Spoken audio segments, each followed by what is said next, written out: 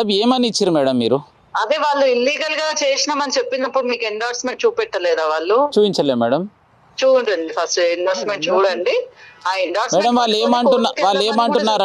ఏమంటున్నారంటే మేడం వచ్చి పొద్దున్న చూడండి గొంగట్ శ్రీని గారు, మీరు ఎందుకు ఫోన్ చేస్తారో నాకు తెలియదు కానీ వాళ్ళు ఇక్కడికి పొద్దున్న వచ్చినారు, నాతో మాట్లాడిండ్రు, అయిపోయింది. ఇప్పుడు మీకు చెప్పాల్సిన అవసరం ఏమొచ్చింది వాళ్ళకు? మాకు చెప్పాల్సిన అవసరం ఏముందంటే మేడం నేను ఏం అడుగుతున్నా మేడం, మాకు అన్యాయం జరిగింది మేడం, ప్లేస్ ని ఏమాత్రం ఎంక్వైరీ చేయకుండా అక్రమంగా రిజిస్ట్రేషన్ చేసినారు అంటున్నారు మేడం.